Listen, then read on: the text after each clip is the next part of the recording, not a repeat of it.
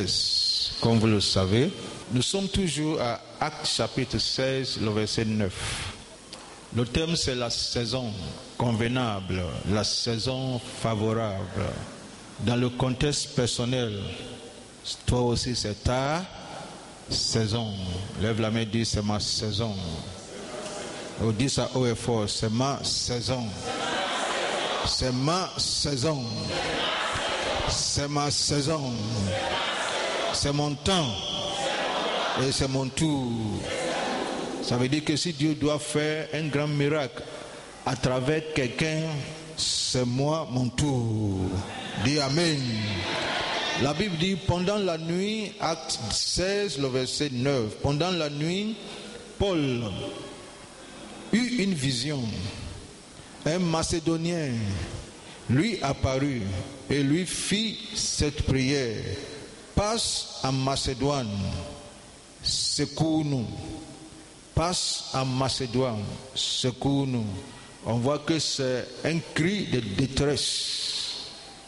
Passe en Macédoine, secours-nous. C'est ce que j'appelle les cris de l'âme.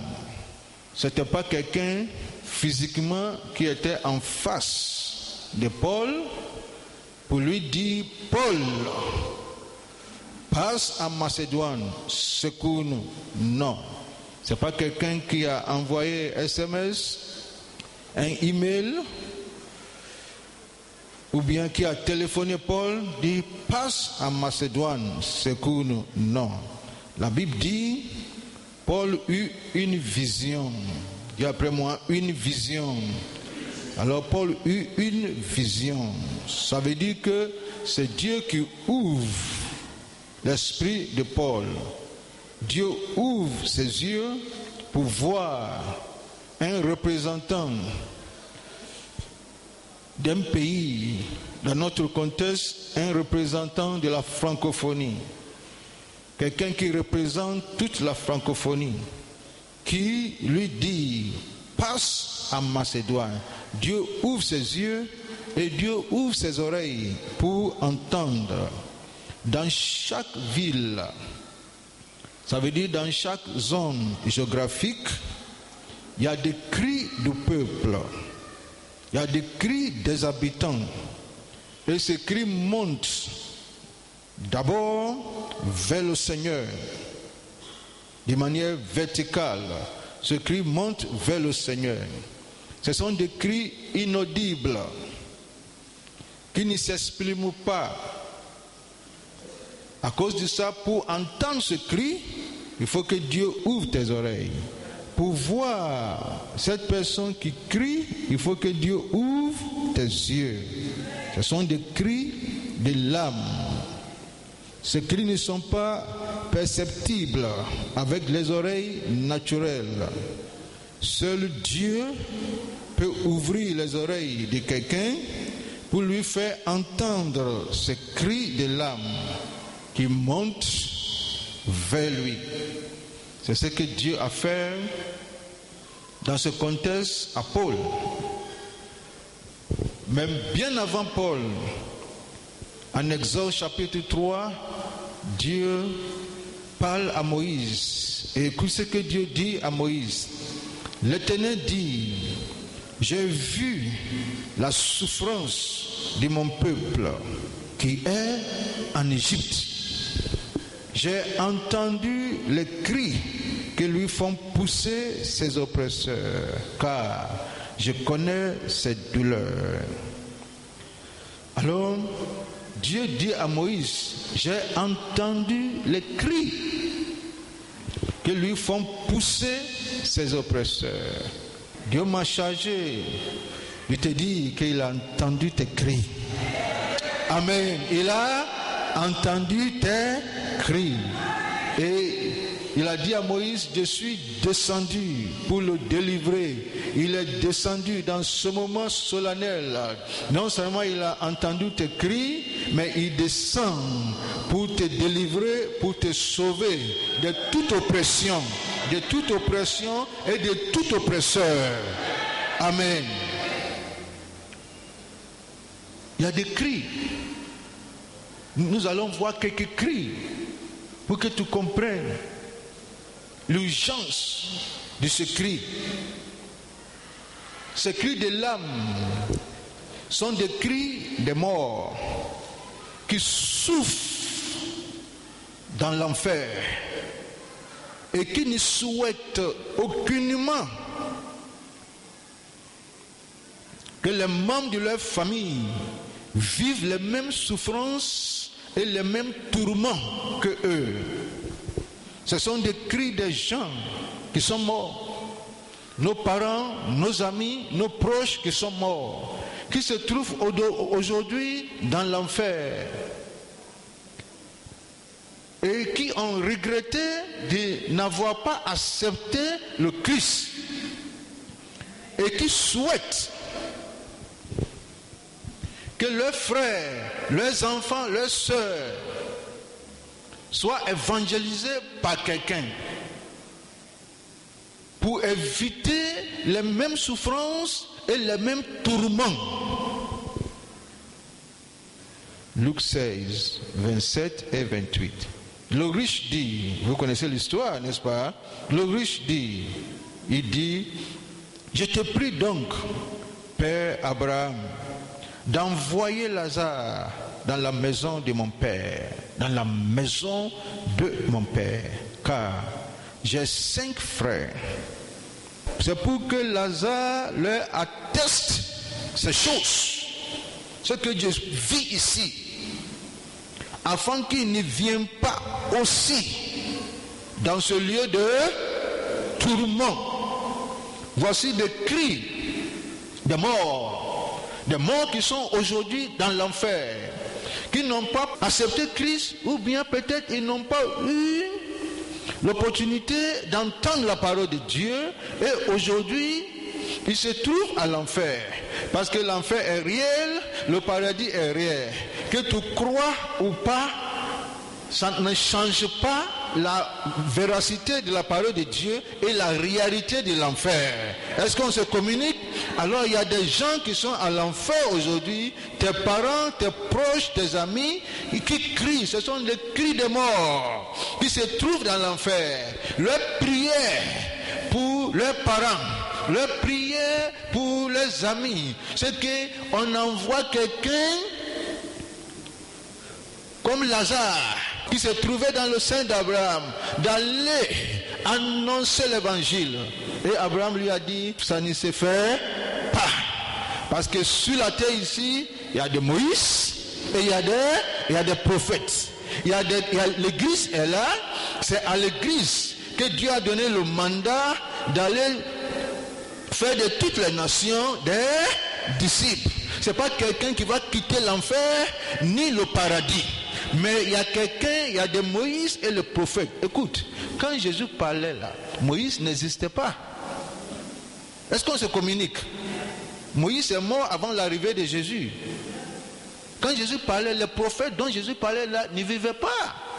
Jésus faisait allusion à nous qui vivons à l'époque, ou bien qui vivent maintenant. Que c'est nous qui vivons maintenant. Que nous, c'est nous qui sommes de Moïse et de prophètes. Alors, les gens sont à l'enfer. Ils comptent sur toi, afin que son mari, afin que ses enfants ne le rejoignent pas. Là où ils sont, pour ces souffrances et ces tourments. Et je crois que si Dieu leur donnait une opportunité, ils seront des prédicateurs, n'est-ce pas? Ce sont des cris du sang innocent. Ce sont les cris du sang innocent qui crient. Écoute, Genèse 4, le verset 10. Et Dieu dit, qu'as-tu fait? La voix du sang de ton frère crie de la terre jusqu'à moi. Il y a des cris qui montent. Il y a des cris divers qui montent. Dieu lui dit, la voix du sang de ton frère crie de la terre. Et la voix la crie jusqu'à moi. Il y a des cris du sang innocent. Des cris du sang innocent des cris des hommes innocents qui montent vers le Seigneur. Il y a des cris des enfants avortés qui crient vers l'Éternel, qui montent vers l'Éternel. Alors que tu penses que tu es en train de sauver une honte. Mais il y a une voix qui monte vers le Seigneur. Passe en Macédoine. Passe dans le ventre de ma mère et secoue-moi. Passe. Et si tu es sensible, jeune fille, tu vas entendre ce cri-là. Dis-moi Amen. Ce sont les cris du martyr. Les cris du martyr qui montent vers le Seigneur. Le cri du martyr. Laisse-moi te lire un passage. Actes chapitre 7. Mais Étienne, rempli du Saint-Esprit et fixant le regard vers le ciel, vit la gloire de Dieu et Jésus debout à la droite de Dieu. Le verset 56. Et il dit, voici, je vois les cieux ouverts. Ça c'est Étienne. À deux pas de l'éternité. Dieu lui ouvre le ciel et il dit, je vois les cieux ouverts et le Fils de l'homme debout à la droite du Père, prêt à m'accueillir. Le verset 57, il poussait alors des grands cris et en se bouchant les oreilles, et ils se précipitaient tous ensemble sur lui, le traînaient hors de la ville et le lapidèrent. Les témoins déposaient leurs vêtements aux pieds d'un jeune homme nommé Saul. Et ils lapidaient Étienne, qui priait et disait, voyons la prière d'Étienne, Seigneur, Jésus, reçois mon âme. Puis, s'étant mis à genoux, il s'écria d'une voix forte, Seigneur, ne leur impute pas ce péché. Et après ces paroles, il s'endormit. Oh, j'aime sa prière. Il dit, Seigneur, ne leur impute pas ce péché. Ça veut dire qu'il ne met pas ce péché qu'ils sont en train de commettre sur leur péché. Et j'entends Jésus qui dit, pardonne-leur, n'est-ce pas? Car ils ne savent pas ce qu'ils font. Et ma fille m'a demandé, mais s'ils savent ce qu'ils font, qu'est-ce qu'on doit leur faire? On doit leur pardonner? Donc il faut leur pardonner. Étienne a poussé un cri qui est monté. Ne leur impute pas ce péché. Si Étienne les avait maudits, Saul, l'apôtre Paul, lui aussi il serait maudit. Serait maudit. Et on ne saura pas le sol de Saul. Mais la prière d'Étienne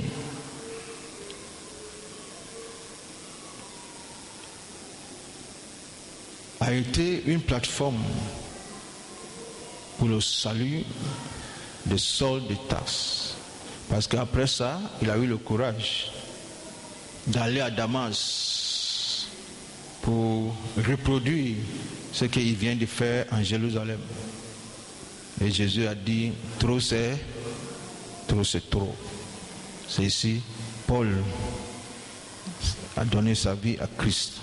Si Étienne avait maudit les gens, Seigneur, je les maudis.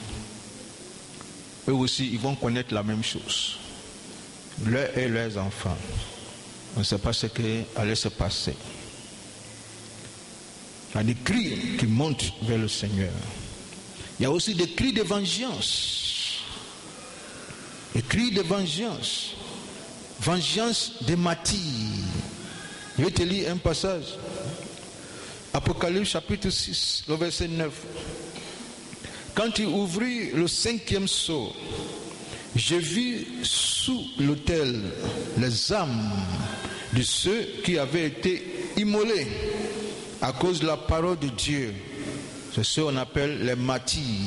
Et à cause du témoignage qu'ils avaient rendu. Apocalypse chapitre 6, le verset 9.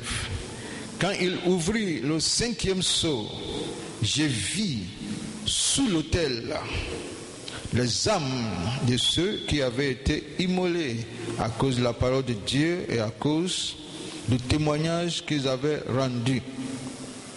Ils criaient d'une voix forte.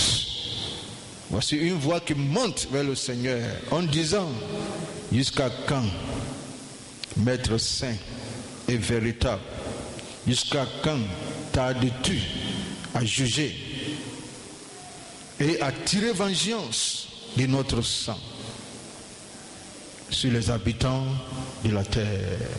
Il y a des cris de mort, des cris de martyrs, il y a des cris qui réclament vengeance. Vengeance de leur sang sur les habitants de la terre.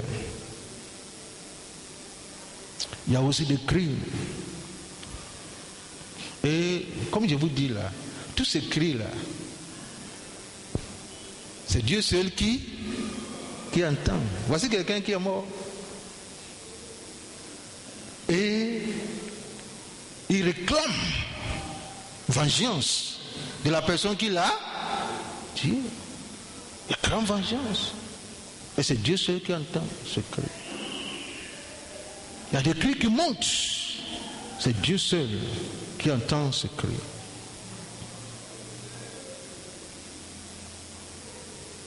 Et ici en Côte d'Ivoire, il y a des cris qui montent. Et c'est Dieu seul qui entend les cris.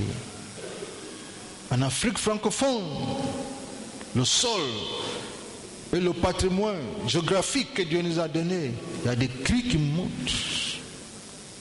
Et c'est Dieu seul qui entend. Dans le foyer, il y a des cris qui montent. Et c'est Dieu seul qui entend. Le mari vient et regarde la femme. Ça va? Oui, ça va. Mais ce qui est dans son cœur, c'est Dieu seul qui entend. Elle ne partage à personne. Oui, ça va. Et tu regardes son oui, ça va là. Tu sais que ça va pas. Ça, il y a des cris qui montent. Nous qui sommes ici, et tout le monde qui m'écoute, il y a des cris de l'âme qui montent. Et c'est Dieu seul qui entend ce cri. Il y a des cris. Il y a des cris qui montent.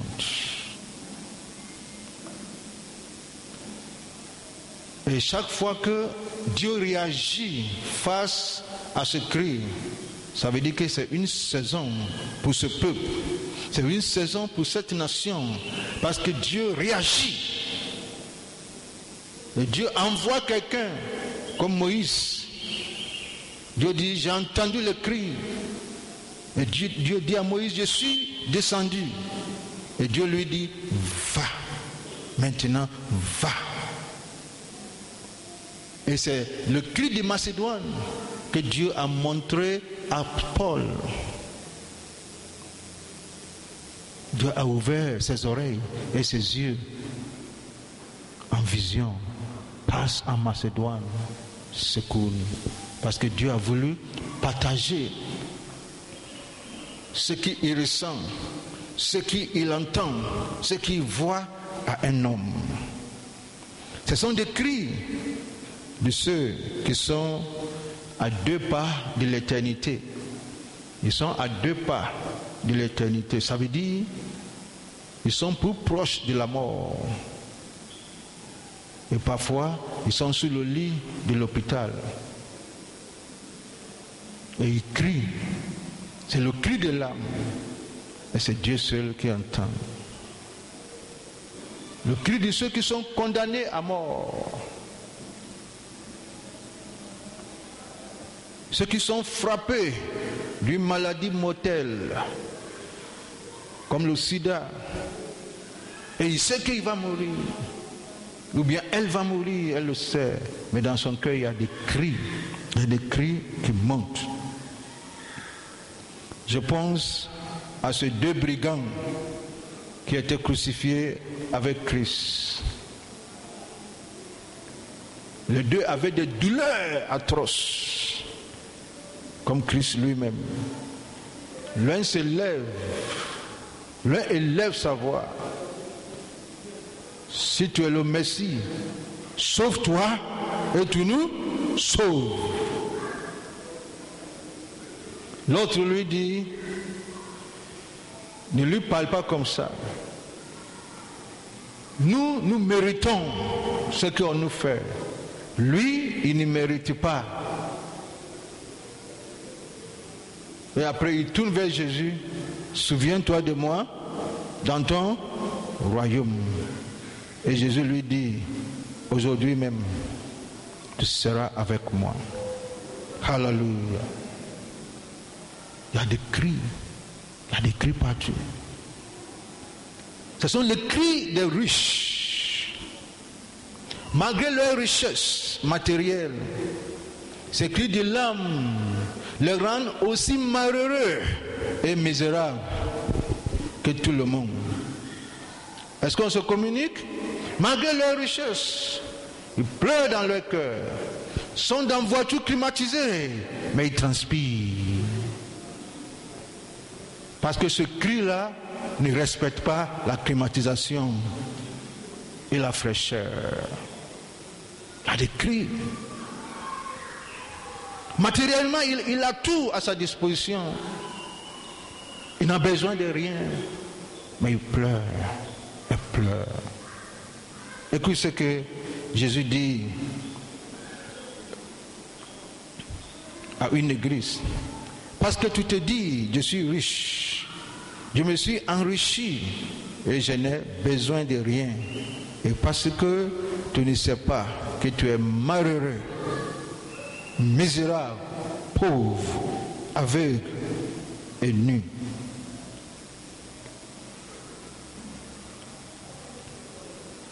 Apocalypse chapitre 6, le verset 15.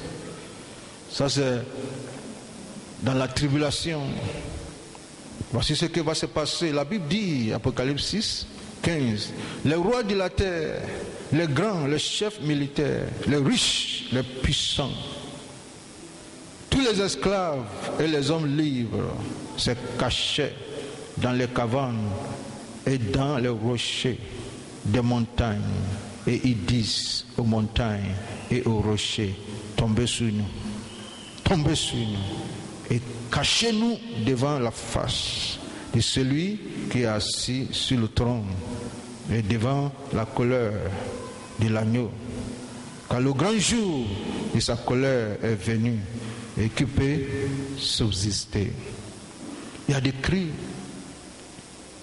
Tout ce que je suis en train de faire, je veux que tu comprennes que nous sommes dans un état d'urgence, dans le contexte d'évangélisation. Dis-moi Amen. Parce qu'il y a des cris. Et la plupart d'entre vous, vous êtes familiers à ces cris. Parce que toi-même, toi tes cris qui montent vers le Seigneur, que ton pasteur n'a aucune idée, que ton responsable de cellule ne sait pas. Et tes cris montent vers le Seigneur. Peut-être le pasteur lui-même aussi a ces cris de l'âme qui montent vers le Seigneur.